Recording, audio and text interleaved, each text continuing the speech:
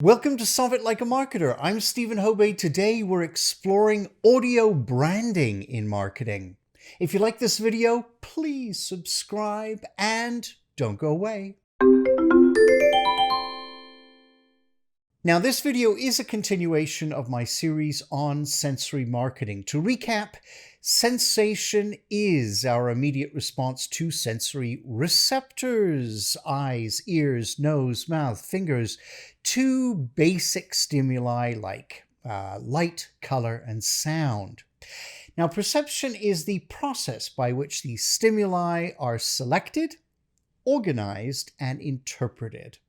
Marketers use our senses and perception in combination to create sensory marketing. Now, in my last video in the series, I covered color perception and how this is used to influence consumer behavior. Today, I'm focused on sound.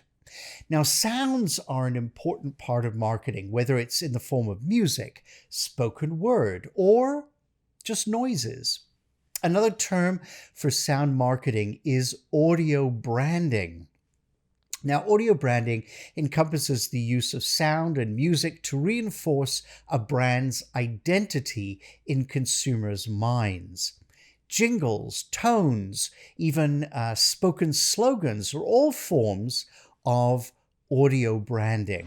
But what's the psychology behind this? Well, often emotions are triggered by sounds connected to a particular circumstance, like the sound, say, of a mowing lawn in summertime, or the whistle of a kettle boiling. Sound is like touch at a distance. Here, sound waves of vibrating air travel through space and make contact with the eardrum where they vibrate. Our brains then interpret the sound, link it with emotional information, and then store it as kind of a bundle of information. Then over time, specific sounds elicit preconditioned emotions. This is what many sound marketers play on, this set of ingrained psychological associations. Now, there are a number of well-known ad campaigns that stand or have stood the test of time. With only a few notes from their jingle, we recognize their brand immediately. We may even be transported to another time and place. And of course, marketers hope this is a happy place, so we will be inspired to remain brand loyal. So, here are a few that you may recall. 7月10日までね。 Yes, McDonald's. And even in Japan, the I'm loving it theme is known and loved. Then there's Coke.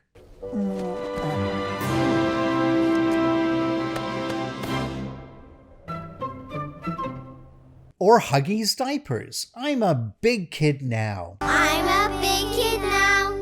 And the somewhat annoying but memorable Aflac bird, which is more of a grating sound than a jingle. Get to know us at aflac.com. Now, needless to say, these are all very North American, and I'm sure you have memorable ads in your country that trigger all sorts of emotional responses.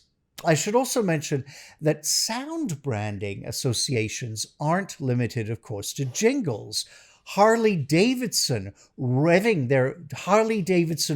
engine has been trademarked. So when we hear that sound on the street or in a commercial, it immediately cues Harley. Cars often have quite distinct sounds as well. Apparently, 36% of Japanese consumers claim to be able to distinguish one car brand from another, solely based on sound. But don't quote me on that. Now, sound can actually be used to repel. So there are certain subway stations in North America that play classical music to discourage teens from hanging out there. A company in Wales also invented a device called the mosquito. It's a small speaker that emits a high-frequency sound that only young people can hear. Wow. Now, needless to say, there are such a myriad of other examples, such as on-hold companies, PA systems, other subtle forms of audio use that you may not even be aware of, but play to our subconscious in the background.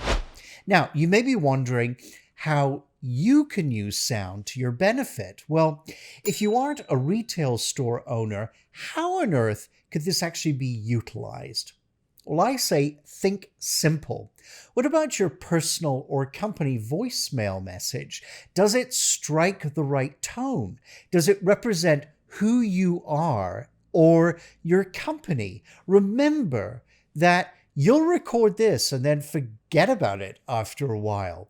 But your clients, well, they're going to hear it for a long time after that. So try and make it as unique as possible and really speak to your personal brand. Now, we're constantly bombarded by messaging, especially when we leave our homes, and sound is no exception. While we're walking down the street past shops, in the subway, in a mall, or a retail store, there are so many sounds, and some of them intentional, while others are not. And we've learned to block these sounds out, or at least select which ones we choose to hear. So, next time you're out and about, pay more attention to your surroundings. Are there marketing messages that are trying to catch your attention through sound? Maybe you'll be surprised by what you hear. Now, if you'd like to see more videos like this, hit the subscribe button. You can also catch me on Instagram for extra content, so see the link below. You can join the discussion there. I will see you every week with a new video, so please stay tuned, and together, let's solve it like a marketer.